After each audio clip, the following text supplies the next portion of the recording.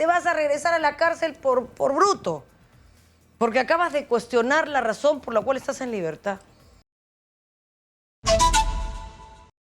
Está con nosotros Marisol Pérez Tello, que viene de lo que ha sido la política tradicional, pero que pretende comprometerse con un cambio, ¿no? Marisol, estás? por lo que he entendido, por lo que te he escuchado decir y he leído, que has escrito. ¿Cómo estás, Nicolás? Qué gusto, buenos días. Bueno, no puedo menos que suscribir lo que has dicho, ¿no? Te escuchaba y decía, la gente la tiene clara. Yo creo que los que no la tienen clara son los que tienen lamentablemente que tomar las decisiones hoy, ¿no? Yo hago política hace 34 años, Nicolás, no ayer. Y estoy muy orgullosa. Creo que es el acto de amor por tu país más grande que hay. O sea, igual que la señora del vaso de leche y el del comedor popular y el comprendido dirigente que se encarga de conseguir la plata para hacer las pircas para que su barrio no se caiga cuando venga el terremoto porque nadie más lo va a hacer. El tema es que poca gente entra a hacer política y la que entra a robar. Entonces cada vez es más desagradable estar en un espacio en el que te das cuenta que los intereses que mueven al entorno no son los mismos, ¿no? Y lo que tenemos que hacer es animar a gente buena, vieja, nueva, joven, tradicional o no, a decidir y a participar de la toma de decisiones en el país. Porque lo real, Nicolás, es que esto te expulsa, ¿no? Y si tú permites que el país sea manejado por esta clase de delincuentes, no te puedes quejar, pues. Porque están esta clase de delincuentes dirigiendo el país, porque la gente normalita, la gente que trabajó toda su vida, que sí sabe lo que es ganarse la plata levantándose temprano, acostándose tarde, sacrificando a la familia, pagando impuestos, que no te alcancen para llegar a fin de mes, que te rompas la cabeza cuando vas a una farmacia y pagas una medicina y dices, si tienes 2 dedos de frente, ¿cómo hace la gente que gana sueldo mínimo para comprar medicinas como estas? Se muere, pues, ¿no? Se muere. Entonces, sí, te escucho y claro, ¿qué te puedo decir? O sea, sí siento que estamos viviendo, primero en negación, un sector del país que ya no quiere saber, porque ya está harto, porque en verdad esto es, todos los días es una sensación de angustia y de que no se sabe, tú dices, no se sabe qué va a pasar un año, no se sabe qué va a pasar mañana. Uy, un año es aspiracional, ¿no? Y eso a mí me produce mucha pena. Te voy a contar una anécdota. Yo voy mucho en taxi, me gusta escuchar a los taxistas. Yo también. Me la paso hablando 3 horas al día, o sea que trato de usar el resto del día en escuchar a la gente y no solamente en el espacio que tengo acá. Y este es un chico que estudió ingeniería de sonido y es un técnico, es un chico altamente calificado y está haciendo taxi. ¿Y por qué está haciendo taxi? Porque terminó la carrera en el 2018, empezó con muchas ganas y mucho punche el 2019 a trabajar y vino la pandemia y se vino todo abajo. Y se quedó sin trabajo y sus oportunidades de reinsertarse laboralmente son pocas, porque está el mundo del espectáculo, el sonido de los eventos está regresando muy lentamente, porque solo hay espacio para los más experimentados y él recién empezaba, pero sobre todo porque no ve esperanzas en el país. Entonces este chico me decía que es un talento, ¿no? Que es un chico valioso, que además era articulado, inteligente, con ideas, comprometido, y que además no se pone a llorar porque tiene que hacer taxi. De algún lado tiene que sacar el dinero decentemente y lo hace trabajando, haciendo taxi, ¿no? Y me decía que si él tuviera la oportunidad, se iría y que estaba pensando en eso seriamente.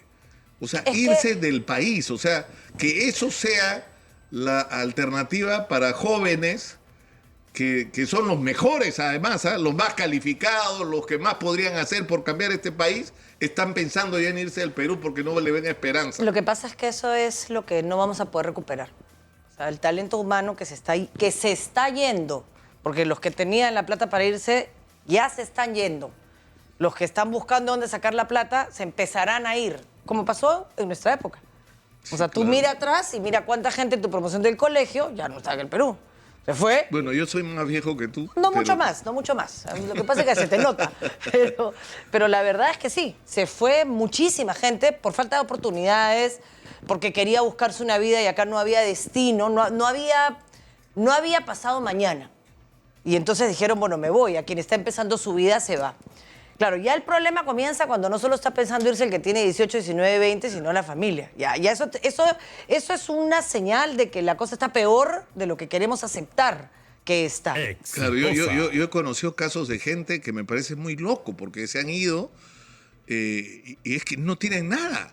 O sea, han vendido lo poco que tenían, que no era mucho, A mí me da mucha para pena. vivir unos meses y se han ido a vivir a lugares alquilados y se van con hijos relativamente chicos.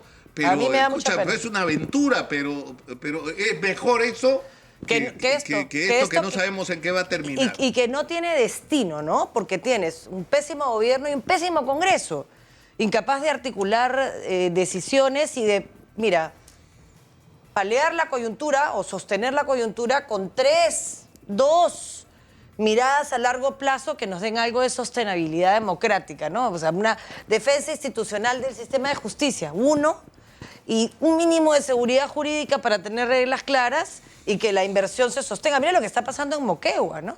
Una de las mejores empresas con los estándares internacionales más altos que hay, que es Anglo American. De las mejores que hay en el mundo. O sea, el mundo se pelea por empresas con estándares de calidad como ese.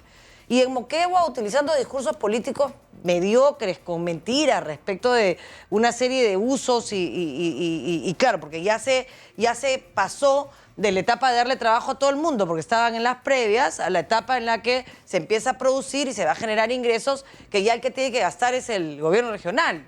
Como el gobierno regional se tiran la plata, si no mira lo que pasó con Echarate, se pelearon, crearon Megantoni, el primer alcalde de Megantoni que logró la división está en la cárcel y por supuesto no hizo nada.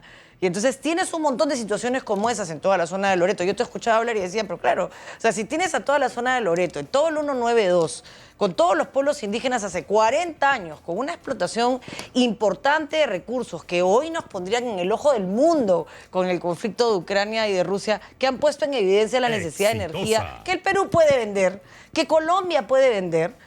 Y Petro y Perú lo que han hecho es decirle a la gente un ratito, vámonos por energía segura y sostenible y no por estos que ni siquiera pueden lidiar, ni siquiera pueden sostener conflictos locales. Esas dos cosas podrían ser agendas mínimas, Nicolás. Mientras pongámonos de acuerdo en, oigan, evitamos la conflictividad social en las zonas que producen el dinero para poder resolver los problemas sociales que el Perú tiene. Uno, para que mientras encontramos las salidas a las crisis políticas, que pueden tomar 6 meses, un año... Ya, pero ¿qué va a pasar? Es decir, por ejemplo, tú eres parte de la agenda. Yo mismo firmé a los chicos estos que están promoviendo la campaña por la propuesta. Yo firmé, porque yo creo que si pudiéramos adelantar las elecciones, que se fueran todos. Ahora, el gran problema que nos enfrentamos con eso es qué es lo que va a venir después. Ya. Porque, o sea, ¿qué es lo que viene después? ¿Por qué vamos a votar después?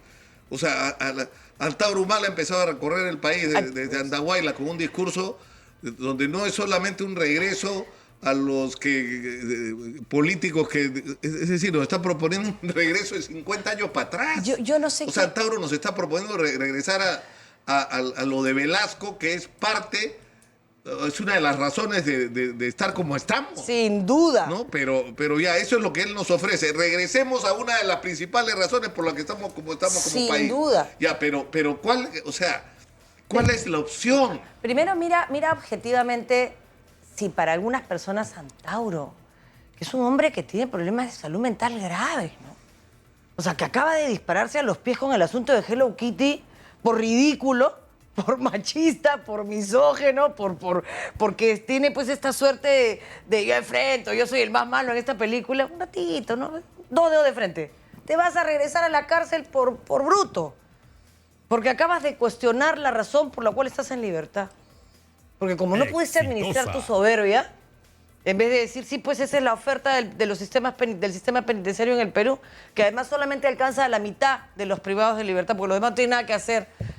Así es, la mitad de la población penitenciaria no tiene en qué trabajar. Y la otra mitad está en Cusco, en el penal de Quencoro, haciendo maravillas con las manos, que después se venden. Toritos de Pucará, que están llenando el mercado. Entonces, este burro, o sea, ¿qué miedo, qué liderazgo puede representar un hombre así que te dé miedo? Lo que les da miedo es que hace el trabajo que nadie quiere hacer, que es ir a caminar los lugares más pobres y abandonados de nuestro país, a donde nos debería dar vergüenza llegar. Porque por un lado crecimos 20 años y por otro lado fuimos el país con la tasa de mortalidad más alta en la primera ola del COVID. Entonces no le cuentes al peruano promedio que se rompe el alma trabajando, que estamos mirando la OCDE. Esa vaina no se come. No se come. Entonces, ¿hasta qué está Ya, pero por eso, la pregunta es qué es lo que viene. Porque, por ejemplo, Ya. yo en serio, ayer mismo hablaba con Andrés de los Ríos, que es una persona seria, creo que es aprista. Entonces yo le decía, Andrés, ¿cómo vas a Pero que es pretender? aprista. ¿No? Ya. ¿No? Yo le digo, ¿por qué sinceramente aprista, de familia, de vocación, o sea, está Eso dispuesto es bueno, a morir por su innecesario, partido y además... igual que yo. ¿No? Y está así, ¿no es cierto? Y le digo, ¿cómo van a proponer pues a Jorge el Castillo como el símbolo de la renovación del APRA? Hoy día, ojalá que podamos, ¿no?, entrevistar a Jano Montoya, que es un histórico dirigente de Acción Popular, sobre lo que está pasando en la Acción Popular. O sea, tú escuchas a Mari Carmen Alba y parece Marta Chávez. Y escuchas al otro lado o están con el gobierno, o sea, o son parte del gobierno de Pedro Castillo metidos incluso en todos los chanchullos, o tienen un discurso que podrían ser de cualquier grupo de izquierda. Es decir, ¿qué partido es ese? Ese ya no es un partido, no, son dos partidos. Hace muchos años. Uno de derecha y otro de izquierda dentro de lo que debería ser el emblemático partido de centro del Perú, que era Acción Popular. Y O sea, pero entonces, ¿qué es lo que viene? Hay que crear nuevos partidos. No, yo creo que hay que ser capaces de reinventarnos, Nicolás. Mira, no puedo, lamentablemente, te he escuchado toda esta introducción y hay temas que sí creo que hay que decir todos los días, ¿no? Las demandas sociales hay que primero identificarlas y conocerlas, porque después se sientan en una mesa y lo que hacen es dar bonos, que no está mal, pero se acaban, pues, ¿no? Tú tienes tu casita y hay plata, porque lo que tenemos es plata, hay reservas. Se trabajó bien y hay ahorros. No se supo gastar y un par de ladrones han habido en todas partes. Lo que tenemos en el gobierno nacional hoy, lo tenemos en los gobiernos regionales hace muchísimos años, Nicolás. Y ese es parte del problema. O sea, gobiernos regionales que han tenido muchísimo canon, mi tierra, Tacna, por ejemplo, o Cusco, o Loreto, y no han sido capaces de usar ese canon. Pero se han tirado la plata. Pero además que se le han tirado, lo que no se han tirado, lo han hecho mal. Lo han hecho O sea, han gastado de manera Sí, ineficiente. absolutamente, absolutamente. Entonces hay una sensación de que a mí, ¿para qué me sirve eso? Mejor dámelo directamente, ¿no? Si total, y no sirve para nada. Entonces esto es una familia, somos una casa, en esa casa ha entrado mucho dinero y solamente hay la primera parte de la casa que podría ser San Isidro, Miraflores, San Borja, algunas capitales de región, que están pues bastante bien, pero el resto, donde están los abuelitos, personas adultas mayores, los niños, niñas y adolescentes, tercera parte de la población del país, Nicolás, con anemia y desnutrición, condenados a no competir en igualdad de condiciones que otros niños en los próximos años. Porque eso ya no es reversible. Un niño con anemia y desnutrición en primera infancia ya no es reversible. Ya no va a saber leer, ya va a plagiar su tesis, ya está. No importa dónde llegue, no va a tener la misma capacidad que otro. Tienes a toda la población penitenciaria, donde 9 de cada 10 no han podido pagar un abogado privado. Tienes a los pueblos indígenas del país totalmente abandonados. Tienes a los trabajadores y trabajadoras del hogar. Están identificados los 13 grupos de especial protección en el Perú. Están diagnosticados. Si quieres atender esos problemas, tienes que generar recursos. La gente tiene que entender eso y tiene que defenderlo. Si no hay plata... No hay manera de resolver los problemas. Y ustedes o sea, necesitamos, yo hace rato que insisto, por ejemplo, en el tema, deberíamos estar discutiendo el contenido de nuestra educación, ¿no es cierto? O sea, ¿qué le vamos a enseñar a los chicos para que salgan del colegio armados para el trabajo o armados para una educación superior? Y salen del colegio y no sirven para nada. Nicolás, ni para trabajar ni para estudiar, porque si quieres ir a la universidad tienes que ir a una academia. Pero el tema es que estamos discutiendo, Marisol, si hay baños en el colegio, si hay agua potable, si el colegio tiene electricidad, si el colegio es apto desde el punto de vista de la defensa civil, lo tienes que cerrar porque es un peligro que los chicos estén ahí. Estamos en eso. Entonces, para todo eso necesitas plata. Pero para todo eso, para hacer lo que hay que hacer, necesitas liderazgo. Entonces yo te voy a hacer una pregunta bien bruta, para hacerla. O sea, yo no sé, ¿podemos arreglar esto en democracia? Mira, se me cae Pero por supuesto que sí. Yo no creo o necesitamos acá un líder o una lideresa en la que podamos confiar, una especie de Bukele peruano. De ninguna manera. Ese es el peor riesgo. El peor riesgo es Bukele, porque ahora tenemos un tonto incapaz con las mismas características de Bukele, pero en inútil. Si la versión que tenemos ahora fuera la versión Bukele, o sea, lo mismo pero eficiente, estaríamos fregados.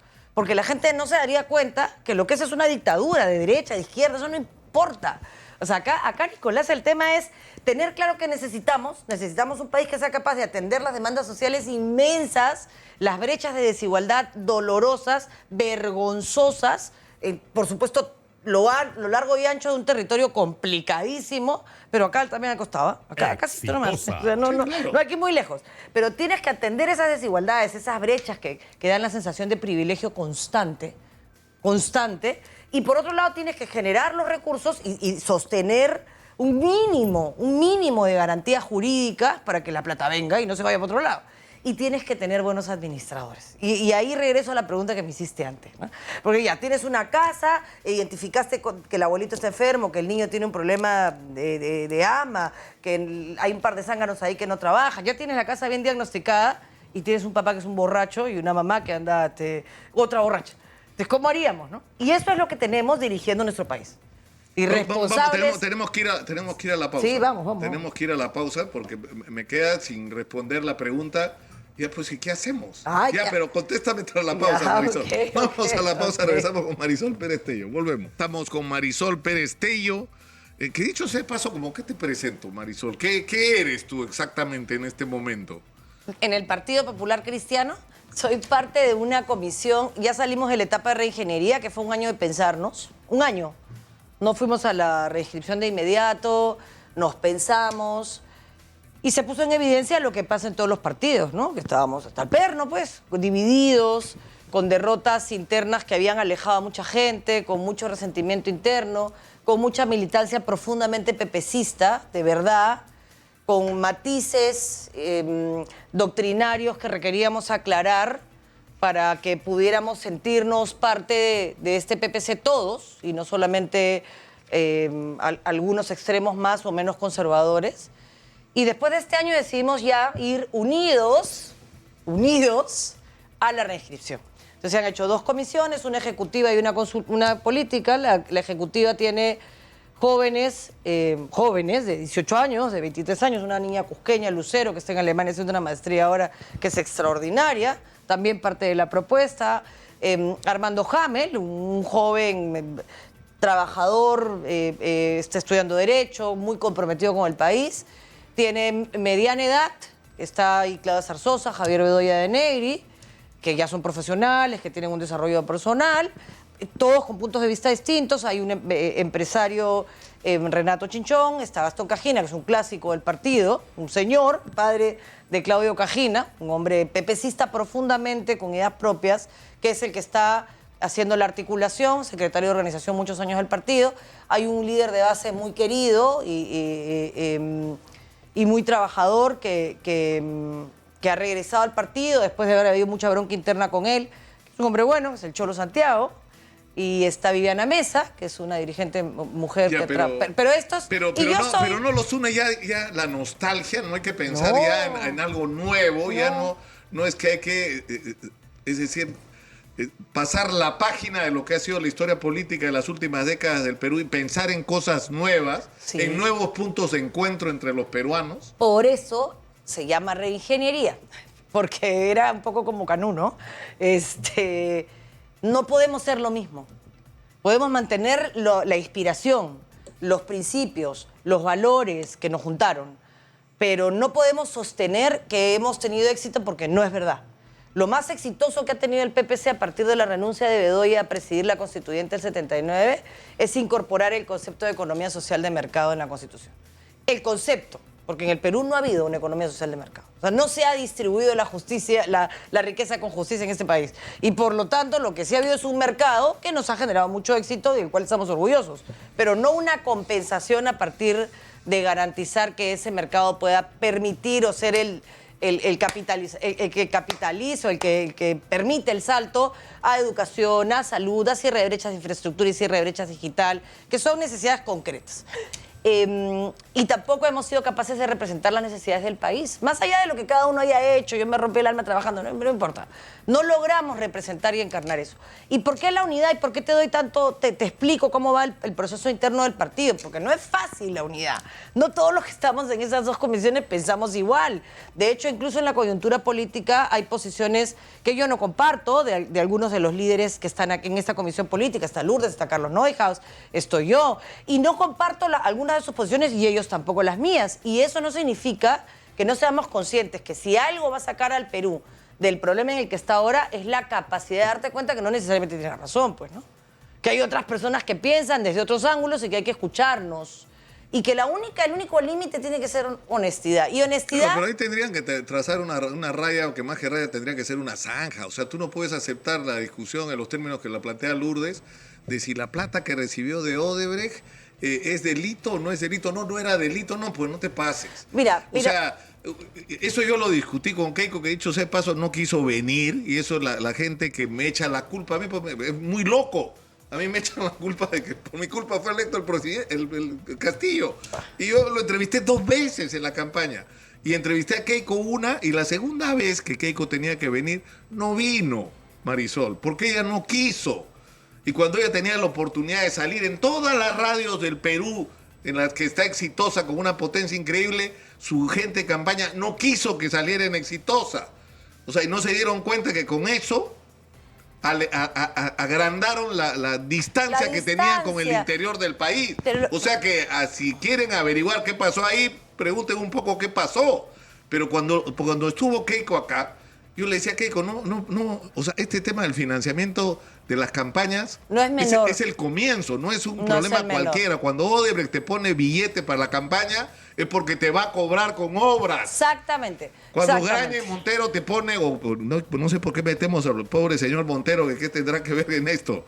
¿No es cierto? Cuando Pepe Graña mete plata en una campaña, es porque quiere algo a cambio, quiere obra, quiere seguir haciendo lo que ha estado haciendo por décadas. Entonces, no es gratis, pues. Ahí empieza la cadena de la corrupción. La única forma que a mí me parece que deberíamos de repensar en retomar para darle oportunidad a líderes que no podrían financiarse una campaña sin hipotecarse, lo que también es peligroso, por supuesto, porque lo que va a venir es que se la van a querer cobrar, es el modelo de reflexión democrática. A mí, yo no sé si lo conociste, pero el modelo de reflexión democrática a mí me pareció muy sano. Era gente que quería colaborar cuyo nombre no se sabía. Obviamente se verificaba que la plata fuera dinero lícito, ¿no? Y a partir de eso, gente académica seleccionaba candidatos con condiciones que no iban a poder pagarse una campaña de 20.000, 30.000 o 40.000 dólares, y financiaba esa campaña no con plata, sino con polos, lapiceros, después de evaluar quiénes tenían algo que hacer en el Congreso. O sea, hay que buscar formas para repensar esto. ¿Y sabes por qué? Porque el financiamiento a los partidos políticos directo, que es el camino, es utilizado de la manera más mediocre que existe, Nicolás. 78 millones de soles es lo que han recibido los partidos políticos en este quinquenio. El anterior fueron 74 millones de soles. ¿Tú sabes lo que hicieron con esos 74 millones estos señores al final? Una parte se gastó, a mucha honra yo ejecuté 98% de lo asignado al PPC, a mucha honra, porque además no fui yo, fue Chicho Márquez.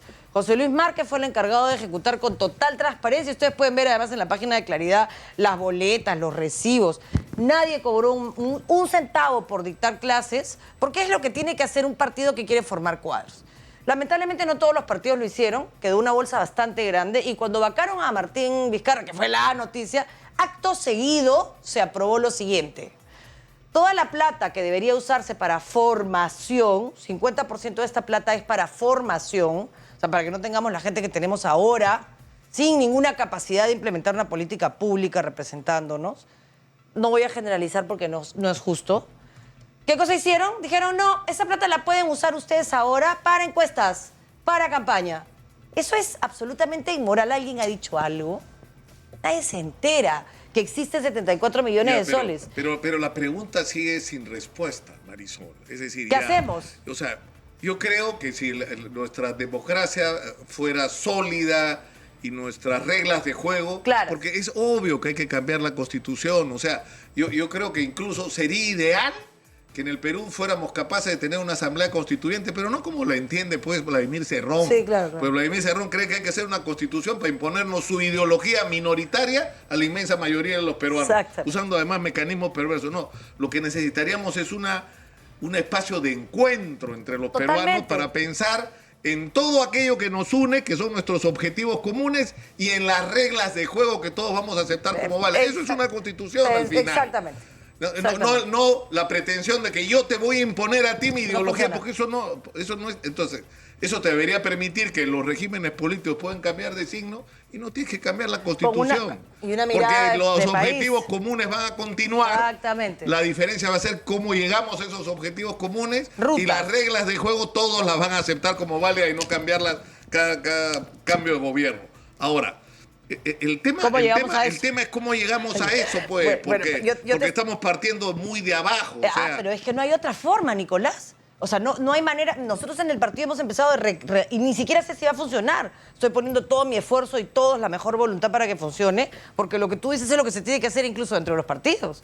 O estamos todos, respetándonos todos, con meritocracia, sin dedos, sin amiguismo, respetando lo que los votos de cada, digamos, distrito, región hagan y no poniendo al amigo que es el primo del sobrino de uno, cuando toda la gente que se sacó, rompió el alma, nunca llegó.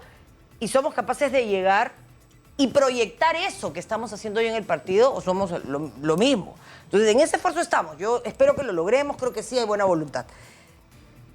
Tú me dices algo y yo no puedo menos que ponerme a pensar en lo urgente y lo importante. Eso es lo importante. Lo importante es ser capaces de trabajar en el mediano plazo para lograr una clase política distinta a la que tenemos hoy. No la vas a lograr en 6 meses. Ya se robaron los primeros 5 años de oportunidad que tuvimos con ese primer financiamiento en el que 34 millones de soles podían haber servido para tener hoy día, 6 años después, gente con capacidad cuadros exacto. Ya eso lo perdimos porque fueron unos irresponsables. Estamos a punto de perder los siguientes. O sea, como para tener otro grupo de cuadros formados listos. Exitosa. Entonces ahí tenemos un problema. Así que tendrás que gobernar con cuadros que ya están formados e intentar tener un código de valores mínimo, un sistema de transparencia y de denuncia que permita detectar a tiempo a los ladrones que se te van a meter de todas maneras, ser capaz además de meterlos a la cárcel, porque... No, y que además, escúchame, Marisol, yo no entiendo, no quiero parecer antipático, porque yo creo que aquí ya le han pegado lo suficiente en los últimos 20 años, pero yo se lo pregunto a mis amigos, porque aunque no lo crean, tengo no pocos amigos fujimoristas, y le pregunto a mis amigos fujimoristas, escúchame, ¿por qué no le pides cuentas a Keiko? Ha recibido una cantidad de billete impresionante, olvídate de la justicia, de si es culpable, si es lavado de activos, si no es lavado, que eso lo resuelvan los fiscales y los jueces. Exactamente. Pero tú como partido, la señora ha recibido plata y tú tienes derecho a pedirle cuenta por esa plata. ¿Dónde está esa plata que no entró al partido? Y si la recibiste para el partido, entrégasela al partido y declárala. Y no saben qué contestar. Sí, claro. Y nadie se quiere comer la bronca. Pero es que es lo primero, o sea, los primeros que deberían pedir cuentas a los funcionarios corruptos son la gente de los propios partidos. Son los que deberían ser, pero salvajemente intolerantes con el tema de la corrupción, porque le están haciendo daño no solo a los ciudadanos, no solo a la moral pública, no solo a las necesidades de la gente, sino a los partidos como instituciones. A la casa que destruyen la credibilidad de los partidos. A la casa que estás cuidando, a la que estás construyendo. Mira, yo lo único que te puedo decir en ese sentido es que el esfuerzo de Claridad y de la OMPE por colgar los informes es súper interesante. Yo además por eso estoy tranquila, porque yo he tenido la dirección económica del partido casi 4 años. La acabo de entregar el 15 de julio y hoy soy feliz y libre, gracias a que Gastón Cajín ha asumido esa difícil e incomprendida tarea, ¿no? Porque se te va la vida viendo dónde sacas plata para pagar el agua. Y todo está colgado en la página de Claridad. Y todo está limpio y no se robaron un dólar. Además están todas las boletas. O sea, que el que no crea, pues no tiene por qué creer. Porque, en fin, pretender que tu palabra es suficiente no funciona, pues, en un país en el que la desconfianza ha tomado espacio por cosas. Pero está todo colgado. Entonces vas y tú puedes agarrar la boleta y chequear. Quiero decirte algo, porque lo tengo que dejar sobre la mesa solamente por el tamaño del daño al país. El 28 de julio de este año se aprobó por decreto supremo el Plan Nacional al 2050. Al 2050. Nadie habla del tema, Nicolás. O sea, la visión del país al 2050 la aprobó el presidente, la publicó el 28 de julio en El Peruano. Después de 90 días, tenemos 90 días que ya corrieron para validar indicadores. O sea, ya pasó todo agosto, ya estamos a punto de cumplir el segundo mes. O sea, nos queda un mes y un poquito. Y nadie habla del tema porque nadie sabe del tema. El CEPLAN trabajó 5 años con Javier Abogatás, luego hubo un cambio también interesante técnico y se aprobó un plan nacional que el presidente ni siquiera mencionó en su mensaje a la nación. O sea, explícame qué país de chistosos es este. Si tú apruebas un plan por decreto supremo, se supone que todo se discutió, ¿no? Claro, pero eso no es lo que le importa a los políticos, lamentablemente, porque así estamos. Marisol, tenemos que terminar por hoy, pero yo te quiero comprometer a seguir esta discusión. ¿Tú tienes fe en que el PPC puede renacer de las cenizas? Yo creo que tú podrías ser una pieza clave en la construcción de nuevas opciones para el Perú, distintas, que por supuesto tienen que recoger de lo mejor de las buenas tradiciones de la política peruana, que aunque parezca mentira también hay, pero en fin. Ya te convenceré, convenceré. Pero no quiero robarte solo un minuto en algo en lo que yo estoy trabajando ahora y por lo que pedí venir. Lo que pasa es que los temas importantes también, obviamente, creo que tienen que ser atendidos con prioridad. Si no le exigimos al Congreso que deje de estar hablando de cosas que no importan y busque resolver este conflicto que va a terminar en las calles con sangre, como tú lo has dicho, y es lo que yo quiero evitar. Lo único que estoy haciendo ahora, y no me importa que lo aprueben o que me busquen, si digo una cosa me pongan acá y si digo otra me pongan, me da igual, es decirle a la gente, oigan, el 2 de octubre el escenario político nacional cambia completamente. El 2 de octubre César Acuña puede ganar o perder las elecciones y sobre la base de eso... Perderse el partido o continuar. Y decidir respaldar al gobierno para mantener algún tipo de poder o decidir mantener... Es peligrosísimo. Yo lo he dicho ayer frente a Luis Valdés, antes que él, y él ha dicho que no es verdad y que APP se ratifica en que si no logran los votos para la vacancia, que me parece una barbaridad que pretendan cambiar la ley. O sea, eso no es así. O sea, cambiar el reglamento. Pero es una vergüenza. Además, tampoco van a llegar los votos. Una vez que hagan ese ridículo, tampoco van a llegar los votos. Pero sí pueden llegar a 66 votos, Nicolás. Sí pueden llegar a 66 votos y ir a un adelanto de elecciones. Se puede, porque si han conseguido 67 para nombrar a Williams, pueden conseguir 66. Y si después consiguen 87 para vacar al presidente, que ya tienen el argumento, que es el plagio de la tesis, porque todo lo demás hay presunción de inocencia, lo pueden hacer. Son unos irresponsables, si se inventan un montón de excusas. Yo escuchaba ayer a Gladys Echaíz decir no hay crisis y esta señora, ¿dónde vive? Por Dios. O sea, el referéndum te obliga, si nosotros conseguimos los 66 votos, tienen que convocar a referéndum, porque si no lo puedes exigir por vía judicial. Si se gana el referéndum, que se va a ganar, tienen que convocar elecciones, porque si no, con acción de cumplimiento lo consigues. Y si se convoca a elecciones, vendrá este gran problema que tú mencionas. ¿Qué hacemos para que la derecha... Ya, pero ese problema resolvámoslo después de salir de esto. Si Keiko ya no postula, que ya lo anunció, y eso tengo que reconocer que es lo mejor que ha podido hacer, ya el escenario es mucho más sensato que el que tendríamos. Pero si seguimos esperando que eso se resuelva solo, Nicolás, estamos fregados porque están cuidando su pequeñísima y mediocre cuota de poder. La mayoría. Marisol, muchas gracias. Gracias a ti, gracias por permitirme por estar acá. No, además, o sea, este espacio está abierto para esta discusión y usémoslo, o sea, porque eso hay que hablar en algún momento, al papel de los medios de comunicación. O sea, yo creo que tenemos que ser espacios para que estas discusiones que son importantes para el país se den pues en alguna parte. Y que esto sea uno de los espacios donde esta discusión se dé. Muchas gracias. Muchas gracias a ti también. Y mucha suerte.